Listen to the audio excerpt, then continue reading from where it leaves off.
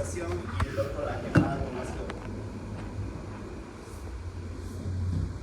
Entonces, el VPH de alto riesgo demora más tiempo en sanar y tiene la posibilidad de sanar sin hacer ningún tratamiento, ¿no? Pero generalmente tarda hasta 13 meses en curar, teniendo la posibilidad de que este virus pueda ser potencial desencadenante para que la paciente desarrolle este tipo de cáncer, ¿no?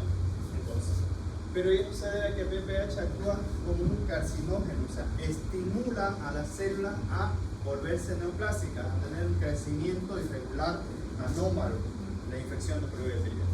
Y esto se debe a dos proteínas, principalmente a la E6 y a la E7, ¿no? Las cuales interfieren en las proteínas que son supresoras principales en la formación de células neoplásicas.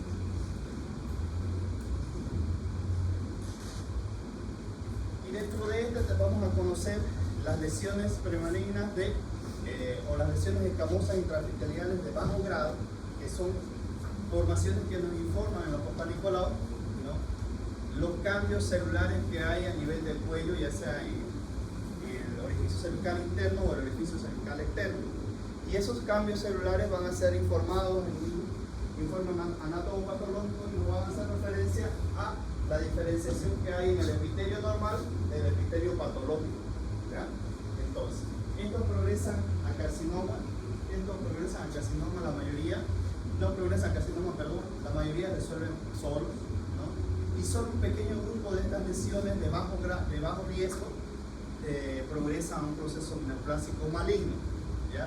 Representa una infección por VPH con alto nivel de replicación, con alteraciones leves de las células del huésped y por lo tanto no están tomadas como unas lesiones precancerosas o como unas lesiones malignas, ¿ya? Pues en otras palabras, la infección por VPH hace que estas células de la región cervical empiecen un proceso de replicación diferente a lo que produce el cuerpo. Y entonces ese proceso de replicación activa no es considerado proceso maligno en esta etapa cuando se encuentra una lesión premaligna. ¿Y qué es lo que se ve ahí? Una lesión de bajo riesgo. Vemos que la anterior, digamos, una célula cervical bonita, redondita, una célula cervical bonita, cilíndrica, ¿no? Con su centro bien centralizado, su núcleo, y además tiene un citoplasma de color rosado. Cuando ya existe una lesión o una sobreinfección por el virus de VPH, va a cambiar la forma de la célula. Aquí vemos una esquematización, un dibujo donde vemos una célula, ya sea de un extendido citológico, en el cual vamos a ver cambios y en la relación núcleo-cromatina, ¿ya? ¿No? Irregularidades nucleares, y además vamos a ver hipercromasia, o sea, cambio en la coloración que hay habitualmente entre el núcleo y el citoplasma. No pueden haber binucleaciones igual y va a haber un halo perinuclear que se está formando en este núcleo, ¿ya? Entonces, abajo vemos las células que son en un extendido normal, el cual se puede ver, ¿no? Aumento del núcleo con la formación de su halo, y eso se debe a que son células infectadas por el papiloma del virus humano y produce esos cambios en la célula y se informa anatomopatológicamente como una lesión de bajo riesgo. Entonces ahí vemos esquemáticamente células normales, lesiones de bajo riesgo donde vemos un halo blanquecino alrededor del núcleo, ¿no? Binucleación, irregularidades del núcleo, ya que estas células pueden progresar a un cambio totalmente de su estructura, una hipercromasia sin el halo perinuclear, y eso va a interpretarse como una lesión de alto riesgo o probablemente pueda causar un proceso neoplásico a largo plazo. Entonces, las lesiones escamosas intraepiteliales de alto riesgo, ¿no? Se consideran lesiones de alta progresión a carcinoma. O sea, estas células sí o sí en algún momento van a llegar a causar cáncer. Y son las mismas células infectadas por el virus del papiloma humano, ¿no? La infección del VPH produce una desregulación del ciclo celular y se traduce en una proliferación del epitelio o detención de la maduración del epitelio con menor tasa de replicación viral que las lesiones de bajo riesgo. En otras palabras, como ustedes saben, el ciclo celular de cualquier célula, hay una fase en que la célula está en descanso, una fase en la que la célula empieza a proliferar, empieza a haber duplicación de los cromosomas y empieza a proliferar. Entonces, el papiloma tiene la particularidad de interferir en estas fases y hacer que haya una replicación anómala tanto del núcleo como de la cromatina, y es por eso que hay alteraciones en las células nuevas replicantes. Entonces, y esas lesiones que se van a demostrar en las células, ya sea por el Papa Nicolau o una citología, vamos a tener que tenemos células más grandes, vamos a tener núcleos mucho más grandes, con alteración en el núcleo de cromatina, alteración nuclear variable, con hipercromasia. Estas células son más oscuras, en otras palabras, con la tinción se vuelven mucho más azules que en relación a las previas.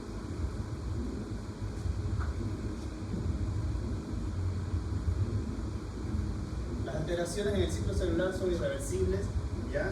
O sea, una vez lesionada la célula, empieza a su ciclo de reproducción totalmente alterado, termina alterado, no vuelve atrás.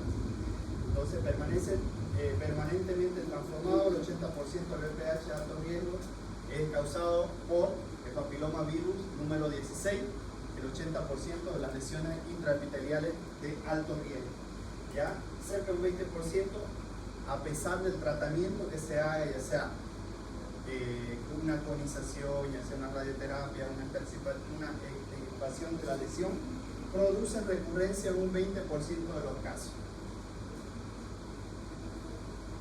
Morfológicamente, ¿no? Una lesión de bajo riesgo se ve o se basa en la identificación de atipias celulares, o sea, lo que pudimos hablar, ¿no? Entonces, para ver si es una lesión de alto o bajo riesgo, hay que ver la diferenciación celular. Esto es una placa de cervix, en cual las células normales en la periferia y las células que tienen este halo blanquecino, que son células infectadas por el virus del papiloma humano, consideradas como una lesión de bajo riesgo, ¿ya?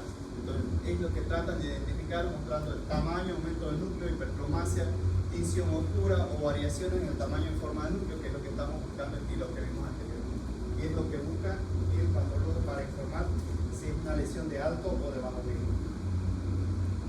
Y ese halo perinuclear se conoce como atipia coilocíclica, que es la lesión característica del virus papiloma humano en las células del cervix.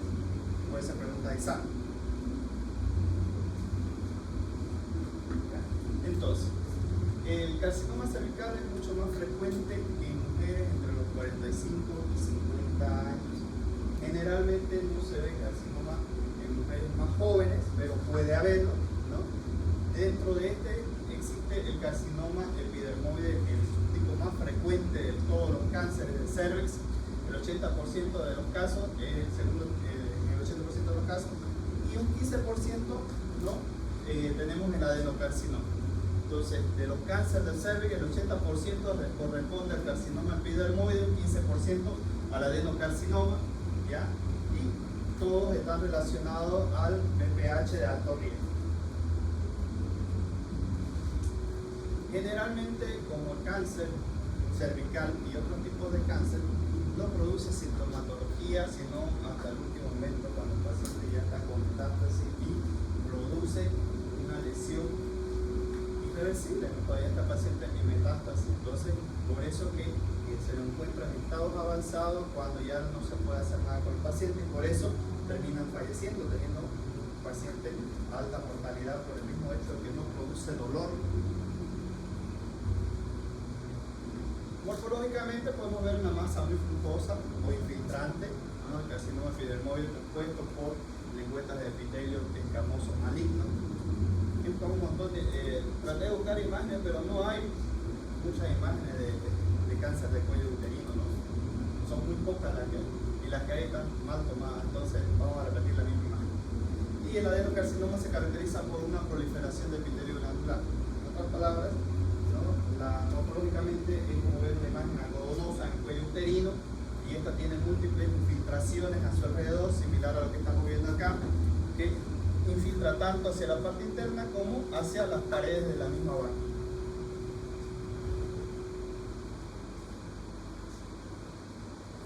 Bien, y una vez tenemos las lesiones establecidas, el patólogo dice que tenemos una lesión infiltrante, tenemos una lesión de alto riesgo, de bajo riesgo. Una vez establecido ello, él estadifica el cáncer del cervix según una clasificación, que va desde el puntaje del 0 al 4, ¿no? Siendo el estadio 0 carcinoma in situ localizado en el mismo cuello sin metástasis a otra parte, ya sea paredes vaginales o el endometrio, ¿ya? Y el estadio 1 se divide en estadio 1A y estadio 1A sub 1, en el cual tenemos solo un diagnóstico microscópico. En el estadio 1A sub 1, invasión del estroma, ¿ya? De 3 milímetros de profundidad y 7 milímetros de extensión.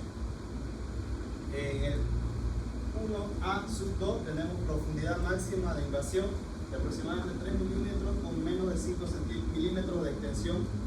Esto no lo memoricen, no lo tomen tan en serio porque esto lo van a revisar en ginecología.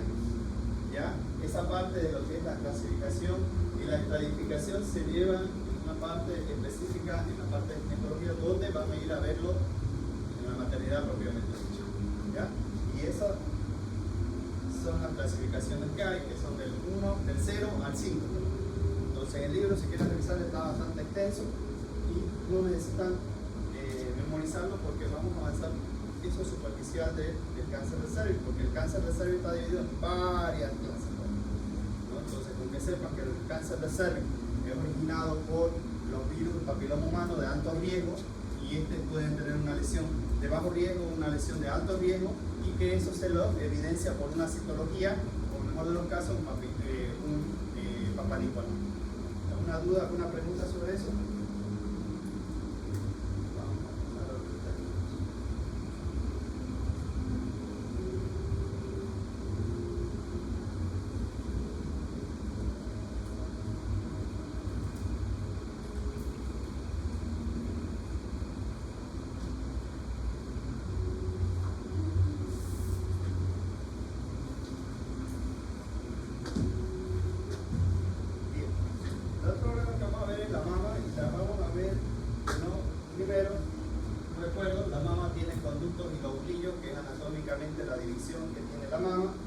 Y eso hace referencia a los lobulillos y los conductos que van a ir hacia el pezón. Histológicamente este está compuesto por células luminales y miofiteliales que conforman la estructura anatómica de la mama. Entonces, estas estructuras van a formar entre 6 y 10 conductos principales, los cuales se van a unir y van a bajar hacia lo profundo de la mama, produciendo y extendiendo como las unidades lobulillares, en otras palabras, que son estas partes de aquí. Se ramifican hacia la profundidad de la mama, produciendo los lobulillos de la mama, donde posteriormente se va a producir leche, ¿no? Entonces, estos se ramifican desde el pezón y forman múltiples conductos más pequeños. Generalmente después de la pubertad el sistema de conductos se expande y prolifera, dando lugar a numerosas unidades lubrillares, y eso bajo acción de las hormonas que se producen en la zona. Los cambios de las mamas son dinámicos y cíclicos, quieren decir que van a variar en el transcurso del desarrollo femenino y van a ser más acentuados posterior a la pubertad cuando haya la mayor producción de estrógeno, y cíclico porque vienen mes a mes, ¿ya? Dependen netamente de hormonas estos cambios, principalmente el estrógeno, ¿ya? Y en el embarazo la mama se considera que tiene su madurez total, y esto debido igual a los cambios hormonales que produce el embarazo. Eso va a llevar a que los lobulillos mamarios incrementen tanto en tamaño y número progresivamente para sostener la vida del nuevo ser.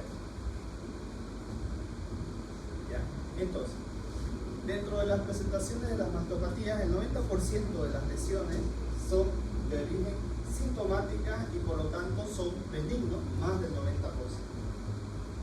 Dentro del 45% de los cánceres de mama son sintomáticos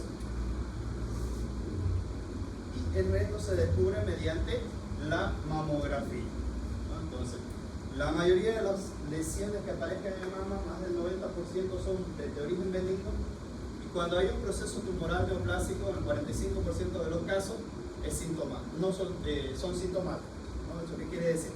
Si hay una masa o una tumoración, una secreción del pezón, en más del 90% de los casos va a obedecer a una causa benigna. En el otro porcentaje, cuando aparece una lesión de origen sospechoso, ¿no? Va a dar sintomatología y por lo tanto, cuando hay sintomatología, puede ser asociado a un proceso tumoral maligno, ¿ya? Y muchas otras veces las lesiones en mama son halladas ocasionalmente. Mujeres que van al médico, se les realiza una mamografía o una ecografía y después se descubre una lesión que son incipientes, que son pequeñas y que se deben observar periódicamente.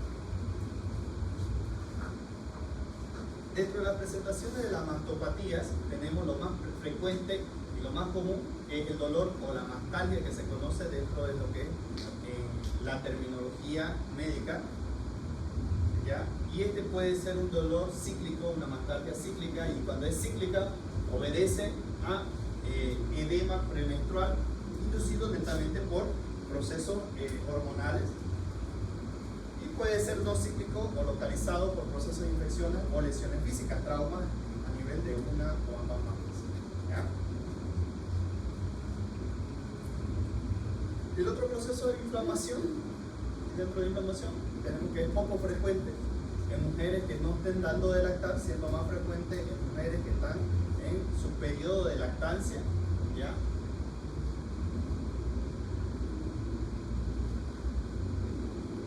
Otro proceso por el cual las pacientes acuden es por secreción del pezón, la cual puede ser normal, porque no se olviden que la mamá responde a estímulos hormonales cíclicos. Entonces, la secreción del pezón en condiciones normales, cuando es bilateral, puede ser transparente, puede ser lechosa, no debería asustar, porque en la mayoría de los casos obedece a procesos hormonales benignos o están asociados a otros procesos, como por ejemplo mujeres que toman anticonceptivos que pueden llevar a una galactorrea, ¿no? Entonces la secreción lechosa o galactorrea, que es la secreción blanquecina que sale del pezón, ¿no? Puede ser causada en mejor caso por adenomas hipoficiarios, por procesos tumorales extraglandulares, o sea, en el sistema nervioso central, de donde deriva la liberación de prolactina, ¿no? O hipotiroidismo o uso de anticonceptivos. Esta secreción o esta galactorrea que produce el pezón no está asociada a procesos patológicos malignos. Entonces, la mayoría de los casos son procesos benignos, inducidos por cambios hormonales. Entonces, ahora, tenemos también, aparte de la galactorrea, la secreción del pezón puede ser hemorrágica, ¿no? Y esta secreción puede ser serosa, ¿ya? Entonces, cuando es serosa puede obedecer a quistes mamarios que reventaron y están drenando hacia el exterior por los conductos galactóforos y se ve una secreción citrina, blanquecina o amarillenta.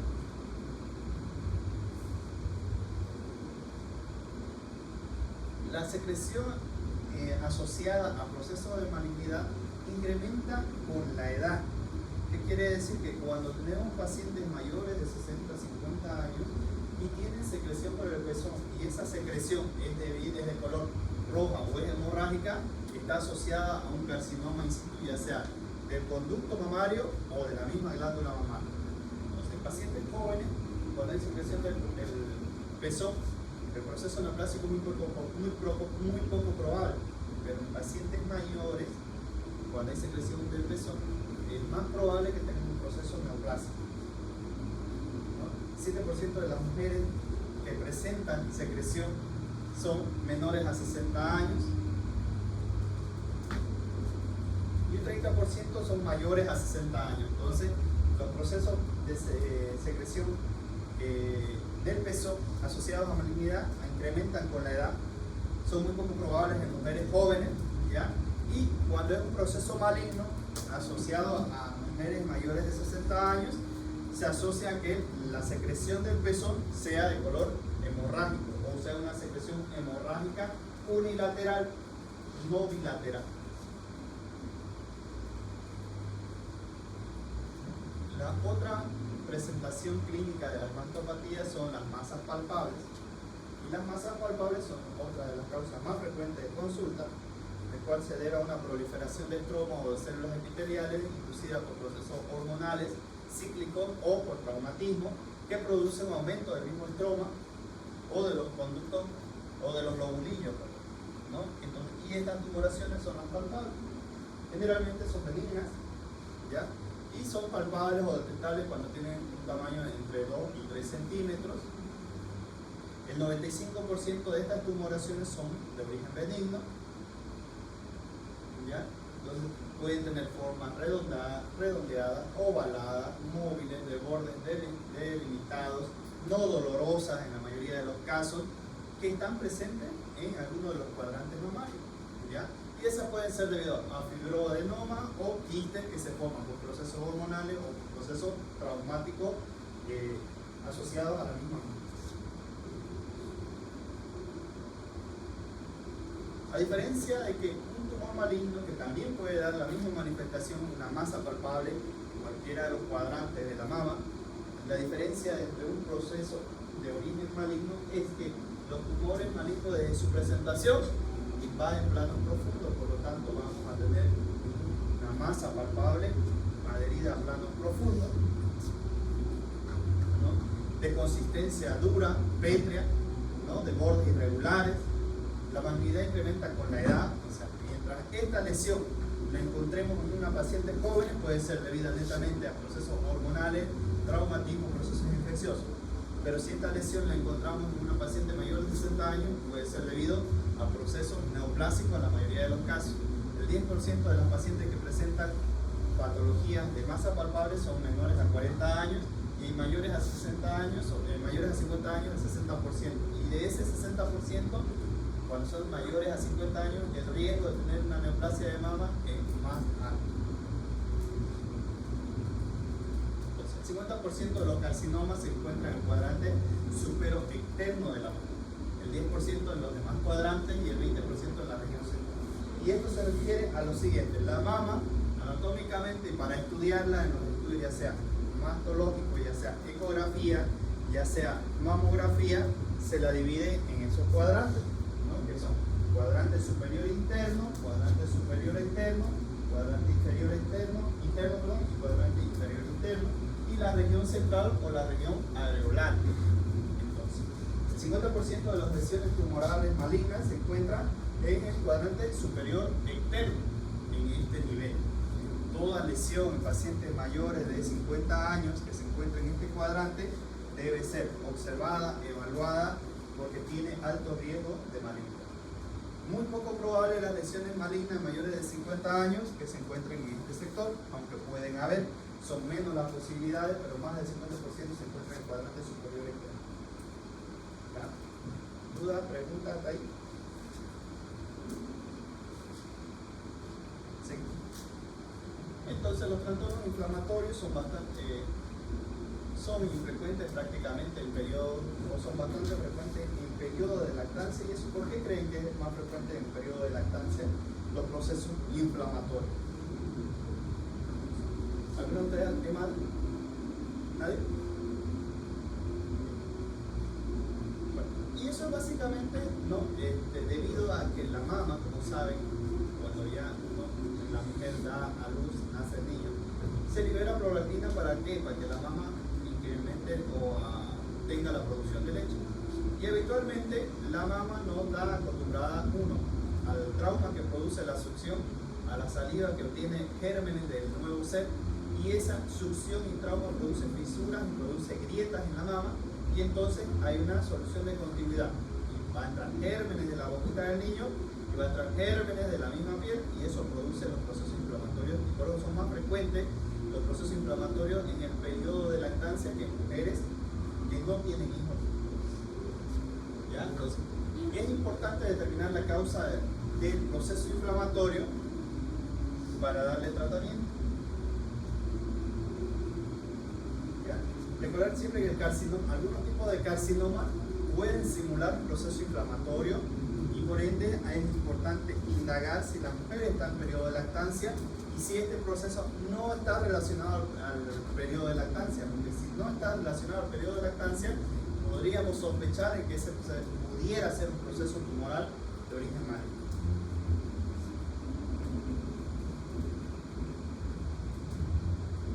¿ya? Los procesos inflamatorios representan un 1% de los síntomas mamarios, que son bastante infrecuentes, ¿no? Y este puede ser por procesos infecciosos, puede ser por enfermedades autoinmunes, puede ser por reacciones de tipo cuerpo extraño. Y podemos clasificarlo o podemos decir que un proceso inflamatorio es una mastitis principalmente, o es la primera causa de infecciones dentro del primer trimestre de la lactancia materna como tal, ¿ya? Y se debe a grietas y fisuras en los pezones, ¿ya? Entonces vamos a tener una mama eritematosa, dolorosa, asociada a fiebre o alzas térmicas, ¿no? Que es la principal o el principal razón de consulta al médico. Aumento de volumen de una de las mamas con eritema, calor, dolor, rubor y además alzas térmicas. Las mastitis agudas pueden ser causadas por dos tipos principales de gérmenes que se encuentran principalmente en la piel: el Staphylococcus aureus, que produce una lesión más localizada, y el Streptococcus, que produce una lesión más profunda y se puede diseminar incluso, ¿no? Entonces, estos dos gérmenes responden bastante bien a tratamientos con esquemas antibióticos de amplio espectro y se resuelven, siendo muy poco lo que llega a un proceso de drenaje quirúrgico, o sea, abrir para sacar el proceso infeccioso. Otro de los trastornos inflamatorios es la metaplasia escamosa de los conductos galactóforos, ¿ya? ¿No? Que son también conocidas como enfermedad de Suska. Se puede dar tanto en hombres como en mujeres. No se olviden que el hombre también tiene mama, pero la mama en el hombre no tiene el grado de madurez o de evolución en relación a las mujeres. Por lo tanto, tiene las mismas estructuras, pero no llegando a madurar. Entonces, la enfermedad, la metaplasia escamosa puede aparecer tanto en hombres como en mujeres, ¿no? Y es una masa subareolar, o sea, está en la misma areola o debajito de la areola, que recuerda un absceso, en la mayoría de los casos una masa eritematosa, dolorosa, que recuerda un absceso, ¿ya? Y fíjense, no produce o no tiene secreción por el pezón. Está la masa palpable eritematosa subareolar, que recuerda un absceso, pero no produce secreción por el pezón.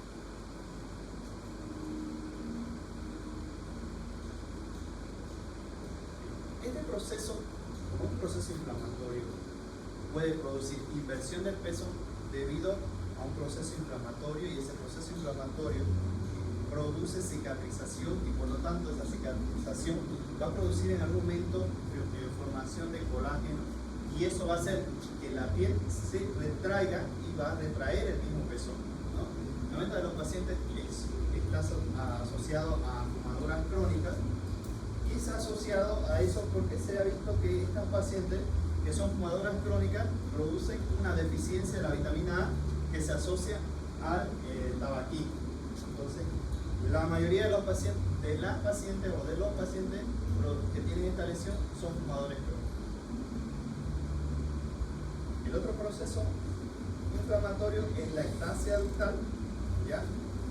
Que, como su nombre lo dice, es una inflamación o dilatación de los conductos galactóferos que van hacia el pezón.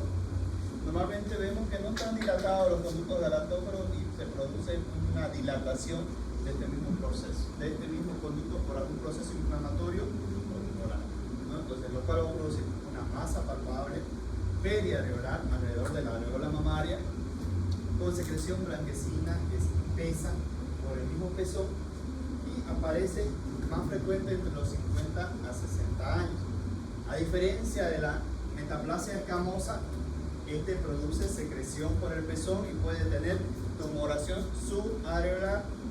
La ectasia ductal produce secreción por el pezón más masa subareolar. Entonces, esa es la diferencia. Puede ser pregunta de examen, ¿no? ¿Cómo se ve esto ecográficamente? Vemos los conductos galactóforos, que serían dilataciones marcadas de los mismos, que son dilataciones saculares en toda la área afectada de la región submamaria, ¿no? Entonces, esa ectasia ductal morfológicamente son conductos clásicos llenos de secreciones espesas, numerosos macrófagos cargados de lípidos que pueden estar en su interior, ¿no? Que posteriormente, como un proceso inflamatorio mediado por algún proceso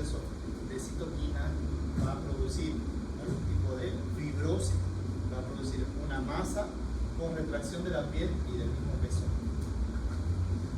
Entonces, vemos que normalmente los conductos no se deben palpar, no se deben ver, pero un proceso inflamatorio produce dilatación de este conducto y eso es lo que vemos ecográficamente y determina un aumento de volumen localizado.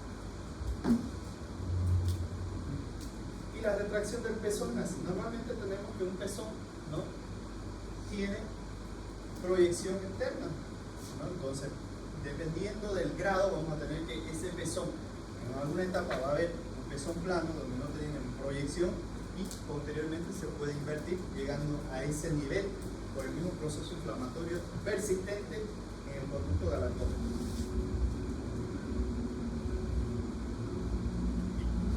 Y también existe otro proceso que se llama mastitis granulomatosa y este es derivado de otros procesos sistémicos como tal, ¿no? Por ejemplo, la granulomatosis generalizada, que es un proceso del cual se forma masa por mismo reacción inmunológica en cualquier parte del cuerpo por reacciones inflamatorias y se la puede encontrar ya sea en procesos como polivasculitis, que afecta a los grandes y pequeños vasos, enfermedad de sarcoidosis, que es una alteración de proteínas netamente, y procesos como por ejemplo la tuberculosis, que forma fibroma hasta la misma mama. ¿Alguna pregunta sobre las lesiones que acabamos de ver?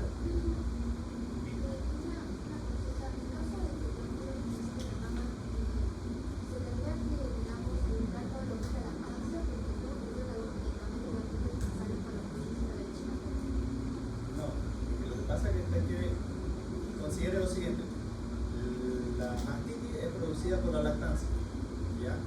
Independientemente de si le damos o no medicamentos. Sí, la mayoría de los medicamentos secretan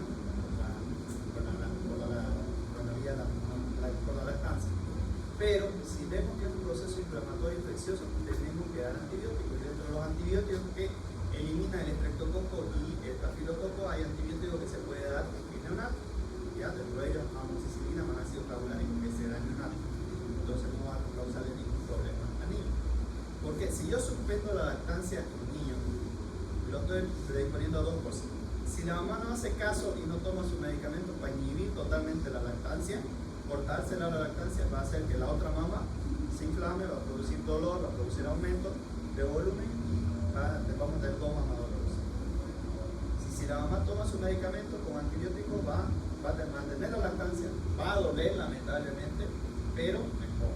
Aunque se recomienda no suspender la lactancia, dar el tema antibiótico que no perjudiquen la evolución y desarrollo normal del niño y ir viendo cómo va evolucionando para evitar llegar a cortar. Nadie va a querer tener una nueva cortada, porque al final de cuentas, si se llega a cortar, no se hace el punto y eso sana horrible, se queda con una boca tremendamente fea. ¿Sí? ¿Se entendió?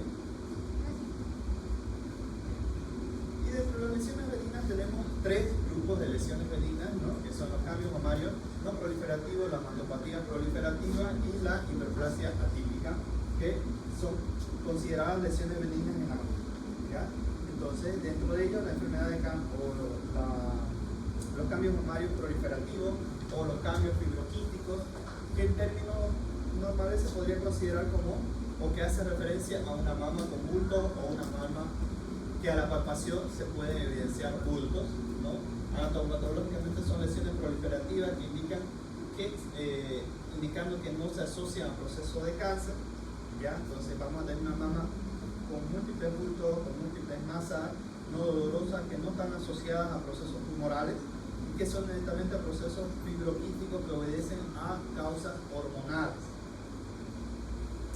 ¿no? Existen tres cambios histológicos, morfológicos principalmente en este tipo de lesiones, que son quiste, fibrosis y adenosis. ¿Qué es un quiste? Es una dilatación del lobulillo, ¿ya?, que forma múltiples quistes pequeños que estos pueden confluir y dar esta imagen. El quiste es un saco líquido, el cual puede contener un líquido claro, puede contener un líquido cero hemático, puede contener líquido denso, ¿ya? Y eso no es nada más que puede ser debido a procesos traumáticos, puede ser debido a procesos hormonales, a procesos infecciosos que derivó en la formación de un, ¿ya?, Entonces, eso aquí te puede estar en cualquier segmento de la mama, ¿ya? Y van a dar esa formación, y si lo detectamos y le logramos hacer una ecografía, vamos a ver que tiene los bordes redondos, uniformes, y tiene un contenido anecoico, que esto traduce un líquido claro, similar al suero del blanco. Y los procesos de fibrosis, ¿no? Estos derivan principalmente de los procesos quísticos. Cuando un quiste que está en la mama se revienta por X cosa, ya sea por trauma, ya sea porque se lo intentó aspirar, estos van a producir o van a liberar lo que tiene en contenido al interior, y de esto va a hacer que el estroma reaccione con un proceso inflamatorio, causando fibrosis e inflamación crónica, lo cual se va a representar principalmente en la mamografía como estas áreas densas con múltiples especulaciones que pueden ser imágenes sospechosas. Ahora podemos verlo también en la misma imagen, pero en una ecografía. A diferencia del anterior, que veíamos bordes bien delimitados, bien definidos, vemos que tenemos una lesión en la cual no hay bordes y en la cual tenemos las áreas que se están infiltrando al mismo estroma mamario, ¿no? Entonces, esa masa puede ser palpada al examen físico. Y la adenomiosis, que es el aumento del número de acinos por lobulillo, ¿no? Entonces, el aumento de los lobulillos mamarios, que en condiciones normales puede ser debido a cambios fisiológicos, los cuales se dan en el embarazo. Y estos cambios en el embarazo reciben el nombre de adenoma de lactancia, ¿ya? Entonces, en el embarazo, si ustedes tocan una mama, una mujer que está embarazada o que ya está dando de lactar, van a sentir que esa mama tiene múltiples como nódulos, pero son estos lobulillos que han aumentado en número y en tamaño para mantener una vida, ¿ya? Entonces, estos acinos están cubiertos por células cilíndricas simples, que les estamos viendo acá. Entonces, este es un acino mamario, un corte histológico, en el cual vemos, ¿no? Tenemos células cilíndricas simples en toda su extensión, y vemos la luz, vemos que en condiciones normales debe ser esa la característica, ¿ya? Y vamos a tener hiperplasia de este epitelio, que puede ser debido a un proceso patológico o por un proceso fisiológico, en el cual vamos a tener abundantes células mioepiteliales y luminales que ocupan la luz del acino, que a diferencia de la otra que teníamos solo una capita, ven cómo ha proliferado las células del acino y están obstruyendo la misma luz del acino, formando pequeñas luces irregulares en la periferia. A diferencia del otro que veíamos, las pequeñas luces que se forman aquí, en el otro se veía toda una luz despejada, ¿no? Entonces, y esto se debe por un equilibrio entre la producción y apoptosis de las mismas células, ¿no? Entonces, vemos que el acino aquí tiene su luz amplia y las células están en la periferia. Cuando existe un proceso de hiperplasia epitelial, toda la periferia, pero toda la luz está ocurrida por las mismas células que han producido por un desequilibrio en la proliferación y apoptosis celular.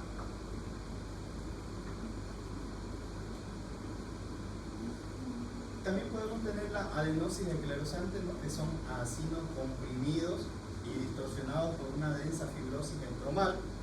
Vemos que en esta placa histológica vemos que hay algunas áreas donde tenemos acinos irregulares, y vemos donde han habido áreas donde se está distorsionando totalmente el acino por procesos inflamatorios inespecíficos, o por procesos tumorales o por procesos traumáticos, ¿ya? Entonces, se presenta como una masa palpable de densidad radiológica o calcificación, que se puede evidenciar de forma ocasional en la ecografía y en la mamografía. ¿No? Entonces, podemos también decir que es un nido central de glándulas atrapadas en un estroma y anilizado, rodeado por largas proyecciones e irradiaciones del estroma. En otras palabras, este mismo proceso que vemos aquí, los acinos producen procesos de fibrocicatrización y van a retraer esta área, y esta área es lo que vamos a ver y vamos a palpar como una induración en la mama, y eso nos va a dar un área de adenomiosis esclerosante, ¿ya? Entonces, una masa irregular que asemeja a un carcinoma infiltrante desde la forma imagenológica e histológicamente, pero se diferencia con el estudio anatomopatológico de la mama. Otra de las lesiones benignas es el papiloma, pero en este caso intraductal, ¿no? Entonces, ya vimos los papilomas que pueden afectar el área genital, pero en este caso los papilomas no se forman afuera de la mama, sino se forman en los conductos y hacia la luz, formando estos papilomas. Entonces, crecen en el conducto y lo van dilatando y pueden tener secreción.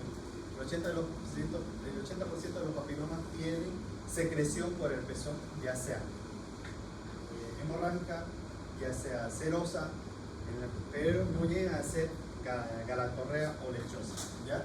La mayoría se presentan por pequeñas masas palpables, no dolorosas. Otra de las patologías frecuentes benignas, que principalmente en hombres, es la ginecomastia, el cual se debe a un proceso de hipertrofia de la mama masculina. Es una de las pocas lesiones benignas frecuentes en los varones, debida principalmente a hipertrofia cerebral del botón mamario, y es bilateral, ¿no? ¿Y esto a qué se debe? Principalmente a un desequilibrio entre los estrógenos y los andrógenos, ¿ya? Entonces, esto puede aparecer principalmente en la pubertad, también se puede ver en ancianos. ¿Por qué en ancianos?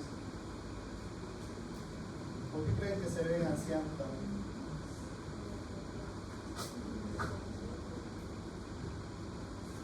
¿Dónde se producen los andrógenos? Entonces, con el proceso natural de envejecimiento también produce una atrofia testicular y una disminución de la producción de estrógeno. Entonces van a producir más estrógeno y eso va a hacer que las mamas en los ancianos puedan hipertrofiarse, ¿ya? Ahora, también podemos ver los pacientes con cirrosis, por ejemplo, ¿no? Que también el hígado es uno de los principales metabolizadores o transformadores del estrógeno. Cuando hay una insuficiencia hepática, vamos a tener mayor formación de estrógeno, o el estrógeno liberado va a producir, por ende, un aumento de las mamas en el varón, y va a producir esa manifestación, aumento del botón mamario y posteriormente aumento del estroma mamario en el varón. Benigno en la mayoría de los casos y su resolución es netamente quirúrgica.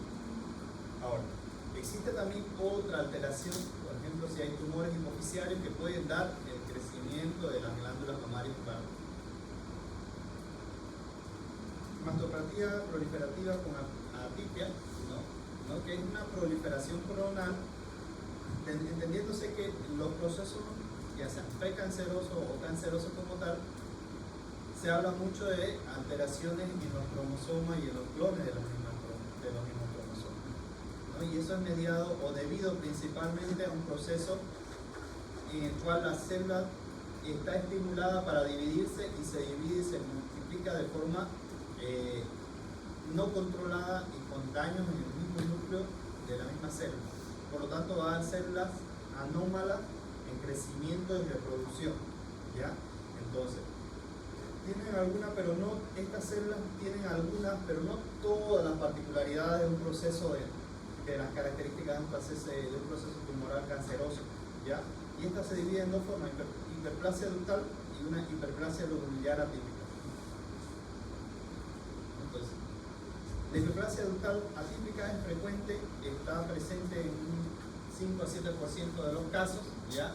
Y la hiperplasia lobular es un hallazgo ocasional, presente solo un 5% de los casos. Y lo que vamos a ver, ¿no?, es lo mismo que vimos en la anterior diapositiva. Vemos conducto con una hiperplasia ductal donde vemos que la luz se ha obstruido y tenemos que hay solo segmentos de luz por donde pasa la secreción, y por lo tanto vamos a tener una secreción generalmente por el pezón de color eritematoso o hemorrágico. ¿Por qué son importantes estos estudios? Porque los cambios proliferativos están asociados a un incremento del riesgo del proceso neoplásico entre 1.5 a 2 veces en relación a los cambios no proliferativos. Estos cambios que existen en los conductos o en la mama como tal predisponen 2 veces el riesgo de tener algún proceso neoplásico, ¿ya? Entonces, los cambios proliferativos con atipia representan 4 a 5 veces incremento en pacientes para tener cáncer de mama. Entonces, cuando existen estas lesiones, va a haber más posibilidades de tener cambios neoplásicos en la mama, hasta 5 veces de un paciente que no tenga esa lesión.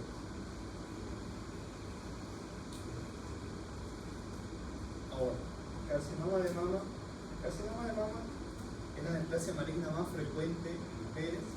El 70% se da en pacientes en países de recursos bajos. ¿Ya?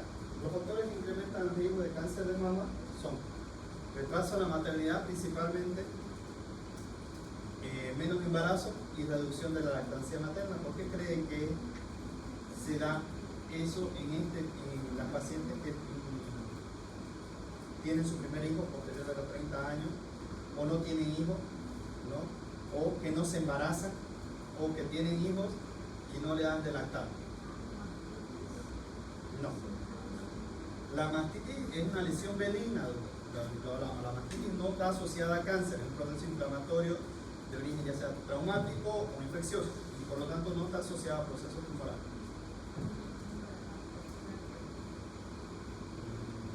Sí y no, ¿ya? Entonces, ¿qué es lo que pasa cuando la mujer da de lactar? Fisiológicamente se suprime mucho la producción de estrógeno, y por un lapso de un año incluso, o un poquito más, incluso 2 años, la mujer no está con la producción marcada o bajo el estímulo del estrógeno, y es el estímulo principal. El estrógeno, si bien da la forma a la mujer, da los caracteres sexuales secundarios, también predispone que cuando más aumenta la edad, predispone a esos cambios neoplásicos en la misma célula. Por eso que el embarazo, la lactancia, se produce, tiene un efecto protector o profiláctico o preventivo sobre el cáncer de mama. Entonces, por eso es que la mujer, o el cáncer de mama, principalmente en la mujer, el 99% de los casos, porque son mujeres lamentablemente, ¿no? Y porque están todo el tiempo bajo el estímulo de los estrógenos. Y la única forma de prevenirlo es embarazarse, porque no llevan tiempo, chicas, hay que embarazarse. Y van a salir aquí diciendo que yo le dije que se embarace, ¿no? Oye, ¿no? Ya, entonces.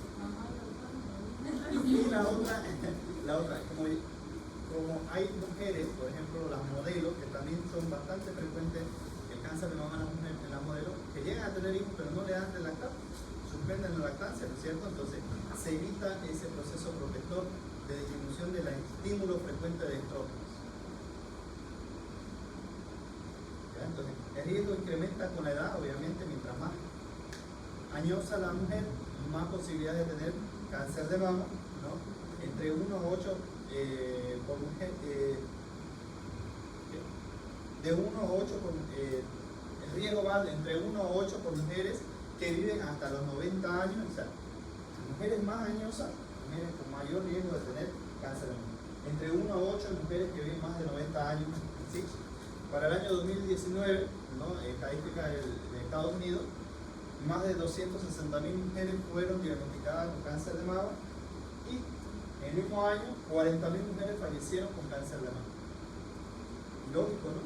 Siendo un órgano que se ve todos los días, se forma todos los días, que lleguen a fallecer tantas mujeres por una patología que puede ser curable, puede ser prevenible. Y llegamos a un punto, miren, hasta el 2019, que habían 40.000 fallecidas por cáncer de mama. ¿Por qué piensan que se debe ese número elevado de fallecimientos por cáncer de mama? Si es un órgano que todos los días lo ven, todos los días se palpa, que todos los días lo pueden valorar, observar. ¿Por qué es tan alto el número de fallecidos en este tipo de mujeres? Sí, no, mira, actualmente hasta todo el mundo tiene un teléfono. Entonces, todo está en internet, todo está en Google, todo está en TikTok. Más que eso, desde mi punto de vista particular, pienso que todavía la mujer siente todavía vergüenza, siente todavía pudor a ir a hacerse revisar, ¿no? Que pienso que es la principal causa de que sea tan alta el padecimiento de cáncer de mama.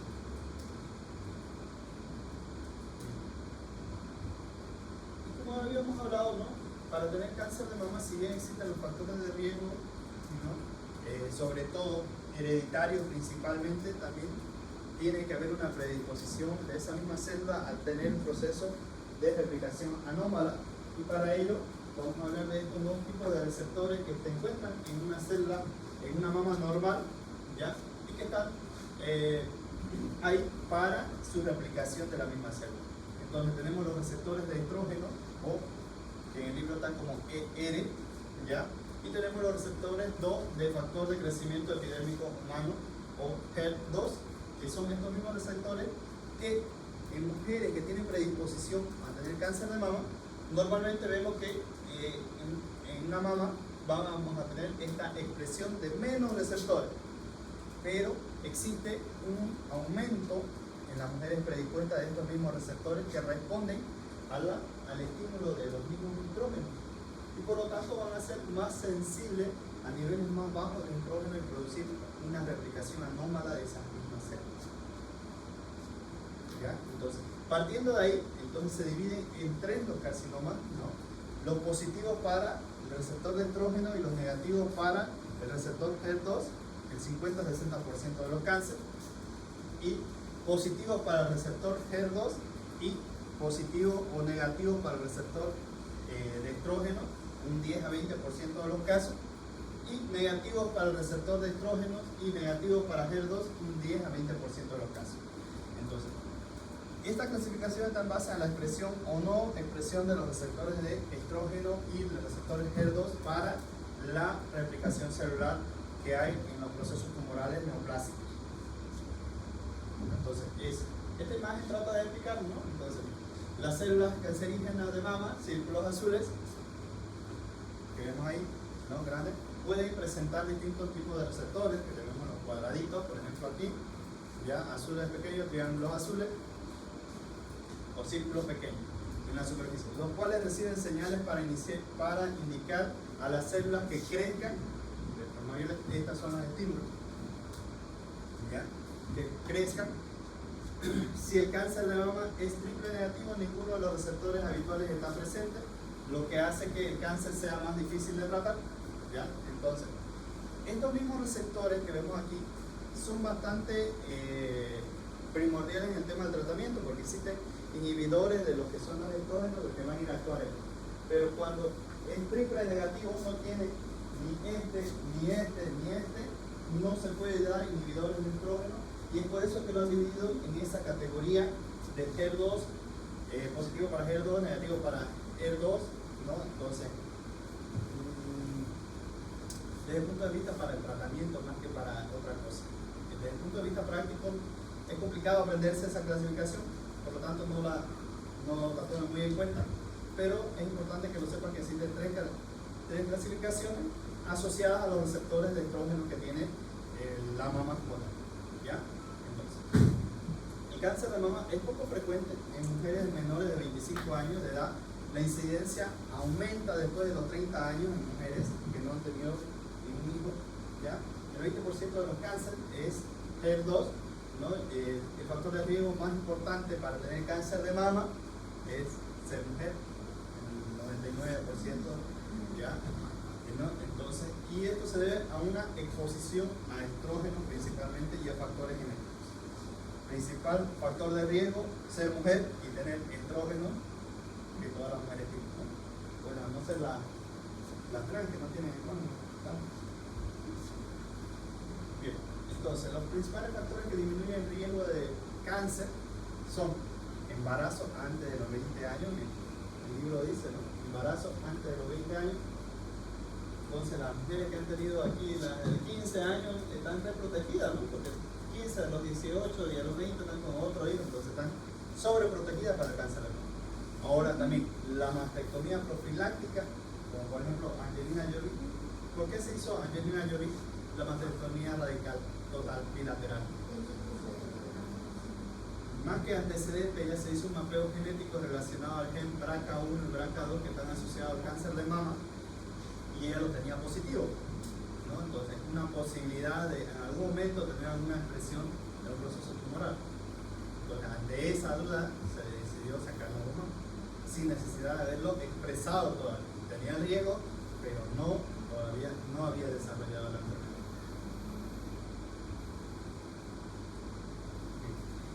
Y dentro de la patogenia del cáncer familiar como tal representa entre un cuarto y un tercio de los cánceres de mama como tal, ¿no? Aparece por herencia de genes de predisposición y penetrancia. Vamos a hablar de penetrancia aquí, que se refiere de el riesgo de cada individuo con un gen mutado de que padezca un cáncer. En otras palabras, yo puedo tener mi penetrancia, ¿no? Pero no puedo expresar el cáncer, en otras palabras. El hecho de tener un gen me aumenta el riesgo, sí, pero no me dice que lo voy a tener el cáncer 100%. ¿Ya? Ahora sí, yo puedo transmitir ese gen y ese gen se puede expresar en mi descendencia, sí. ¿Ya? Entonces, y eso es lo que pasa en estos pacientes. Entonces, el 15-20% de los cánceres de herencia se desempeña en parientes de primer grado, o se desenvuelven en parientes de primer grado, por ejemplo, madre, hermana, hija, van a tener algún cáncer relacionado a mama. Si tengo yo algún familiar con cáncer de mama diagnosticado, tratamiento, o que falleció con cáncer de mama.